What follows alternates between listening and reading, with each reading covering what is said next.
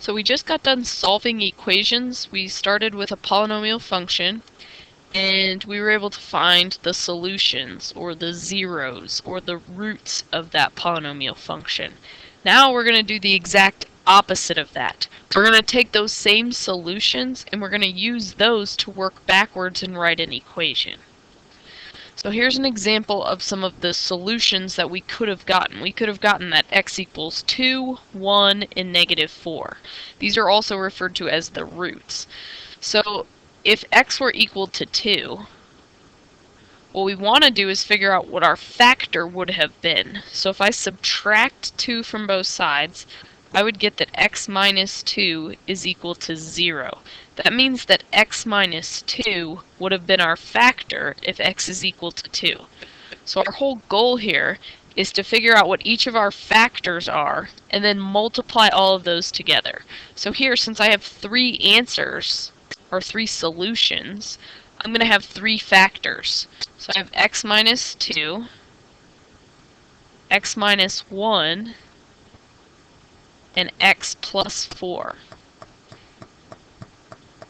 If it's helpful, you can kind of think of it as being the opposite sign. So since I had a positive 2, I'm going to do minus 2. Since I had a negative 4, I'm going to do plus 4. So the degree for this polynomial that I'm about to write is going to have a degree of 3. My largest exponent should be 3 since I have 3 answers. Remember, that exponent tells you how many answers that you have. So you can pick any 2 to multiply together. So sometimes it's going to be helpful to be a little bit more strategic in which ones you pick first. Sometimes it doesn't matter. Here's an example where it really doesn't matter. So I'm just going to choose to multiply the last 2 together first. So I'm not going to do anything with the first one. I'm going to leave it as x minus 2. And now when I multiply these, x times x is x squared. I have x times 4 is 4x minus 1x. So 4x minus 1x is a positive 3x. And then I have negative 1 times positive 4, so that's going to be negative 4. So this right here is what I get when I multiply just the last 2. So now I need to go through and I need to distribute each of these to all 3 of these. So my first one is x times x squared. I get x to the third. X times 3x is 3x squared. X times negative 4 is negative 4x. So I've distributed the x to each of these. Now I need to distribute the negative 2. So I have negative 2x squared minus 6x, and then negative 2 times negative 4 is positive 8. So now my last step is to actually write my function. So I'm going to use function notation. That's f of x. I want it to be in standard form, so I need to start with the largest exponent.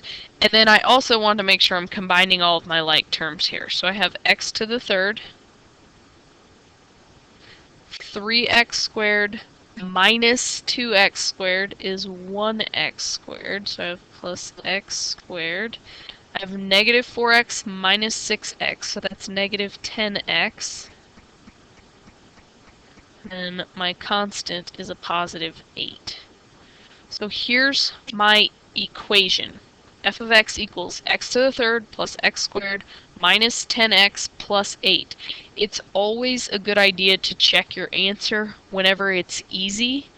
You don't want to spend a ton of time checking your answer, but if it's easy to check your answer, you want to go ahead and do that. The easiest way to check your answer here is to go ahead and put this in your graphing calculator at the y equals and graph it. Remember that those solutions that you're getting, those are places where your graph will cross the x-axis. So if you put this in your graphing calculator, then your graph should cross the x-axis at 2, 1, and negative 4. So that's a really easy check that you can do. Alright, so on the next one, we know that this one is going to be x plus 1. Here, if I were to do x plus 0 or x minus 0, that's really just x. So I'm going to put that one last. This one would be x minus 5. So my 0 gives me a factor of just x. So I think this one's the easiest to just distribute last. But again, it doesn't really matter what order you do these in. So I'm going to multiply these two together first. So x times x is x squared. I have negative 5x plus x is negative 4x. And then 1 times negative 5 is negative 5. And then here I have my x. So I'm going to distribute that to each of these terms. So I'm going to go ahead and just write my final function. So f of x equals, when I distribute this, x squared times x is x to the third minus 4x squared minus 5x. So here's my equation. If I put this in my graphing calculator, it will cross at -1, it'll cross at the origin, or at 0, and it'll cross at positive 5. The next one that we're going to look at is what happens if our answers were fractions. So we have to figure out what those factors would have looked like. So if I start with the first one, x equals -3 over 2. So I can multiply both sides by the denominator. If I multiply both sides by 2, these 2's cancel out. So I have 2x equals -3. Then I can add 3 to both sides, so I get 2x plus 3 equals 0. My factor then was 2x plus 3, so that's what I'm going to use. If I do the same thing for the 5/4, x equals 5 over 4, I would multiply both sides by 4, so I'd get 4x equals 5. Then I would subtract 5, so I have 4x minus 5 equals 0. So my other factor would be 4x minus 5. So what I'm going to be multiplying together is 2x plus 3 and 4x minus 5. So I'm going to go ahead, just for room, to get rid of all this.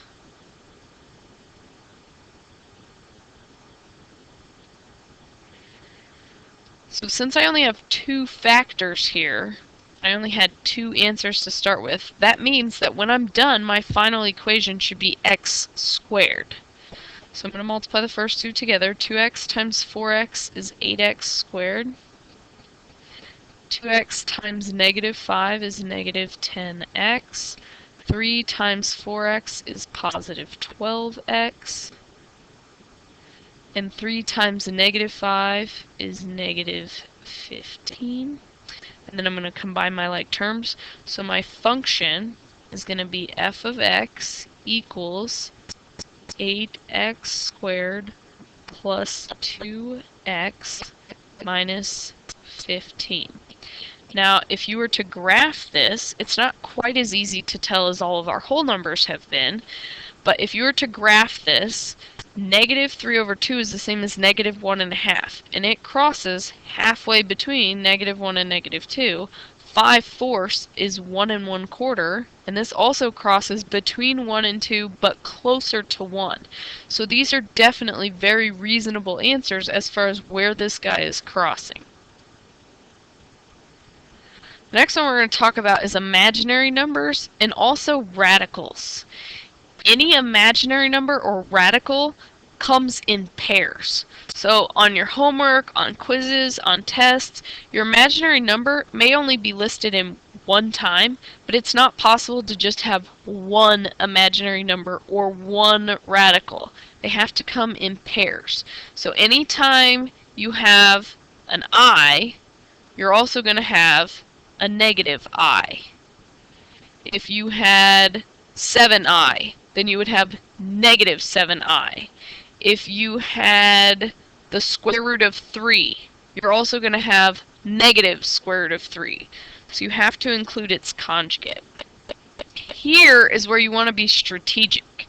You want to make sure you're multiplying the factors from these two together first. So my factors are going to be x minus 3, x minus I, and then x minus negative I. Well, minus negative I is the same as x plus I. So I want to multiply these two together first. And the reason why is because the i's are always going to end up canceling out. Your final answer for your equation should never have I in it. So we want those to cancel out. So I'm going to leave the x minus 3 alone. And then I'm going to multiply these two together. So x times x is x squared. Here I have x times I is a positive xi. Negative I times x, so I have negative xi. And then here I have negative I times I. Well, I times I is I squared. And I squared is equal to negative 1. So I have negative 1, which would be the same as positive 1. So these two cancel out, which is what we want. We wanted all of our i's to cancel out. We wanted them to go away.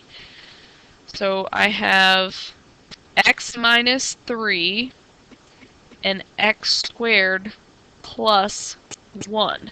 I want to talk about why that makes sense. If I had a factor that was x squared plus 1 equals 0, the way that I would solve that is I'd subtract 1, so x squared equals negative 1, and then I would take the square root of both sides and get x equals both positive and negative. The square root of negative 1 is I. So that's why we have I and negative I. So x squared plus 1 as a factor would give me positive and negative I. So we're still not done yet. We have one more step. We need to multiply these two together. So I have x times x squared is x to the third. X times 1 is a positive x.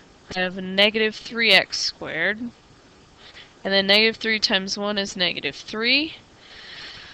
So now I'm going to write my final function, and I want to make sure it's in standard form, so I need to go from largest exponent, then down to the next one, then the next one, then the next one. So I really just need to switch these two. So f of x equals x to the third minus 3x squared plus x minus 3.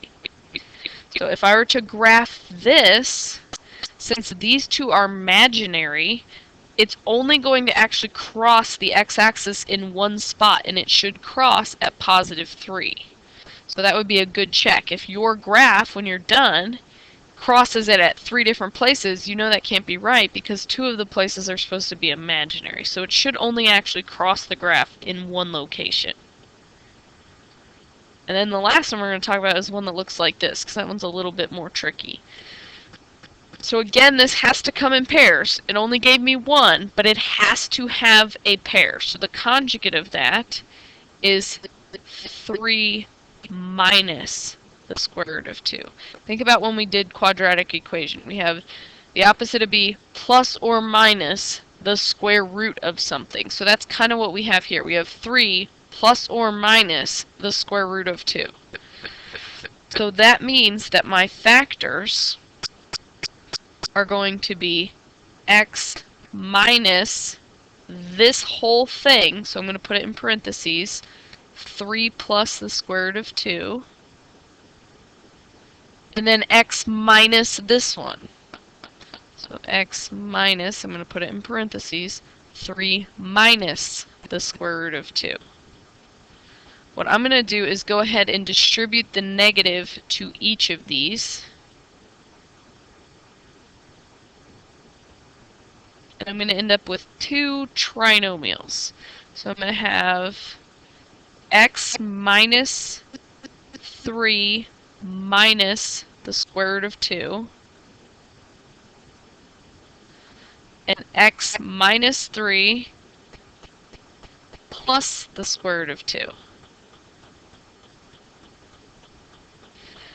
So however you would multiply these together, you can do the vertical method, the horizontal method, you can do the box. Any method that you've already used previously is fine. I'm going to just go ahead and use the box. Anytime it's 3 by 3, I kind of prefer doing it that way. I think it kind of keeps it a little bit more organized. So since I have 3 by 3, I'm going to make a 3 by 3 box. But again, if you don't prefer this method, that is completely fine. You can do it whatever method you want. I'm going to put this first one down the side. So x, -3, and negative square root of 2. And then I'm going to put this one across the top. So I have x, -3, and positive square root of 2.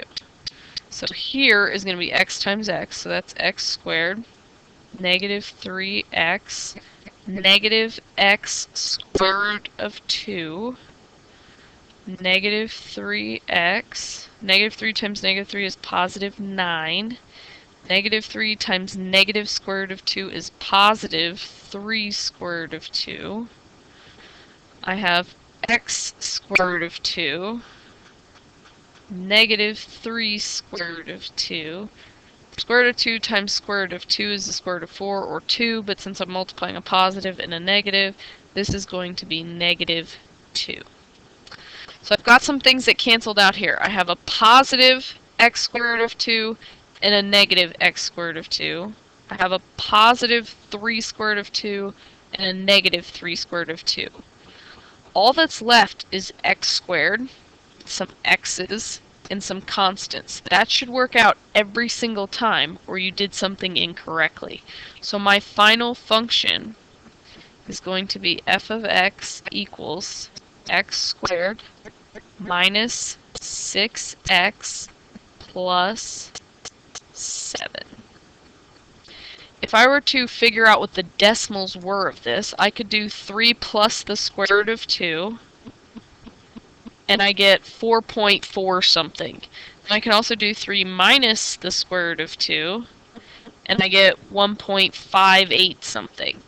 When I graph this, this actually does go between 4 and 5 and between 1 and 2. So that would make these reasonable answers for where this was crossing the x-axis. And since it only gave me 1, I know it came with a second one. So I technically have 2 roots, even though I only started with 1, which means that my exponent should only be a 2. So at this point, you should be ready to go ahead and do the homework that's on the right.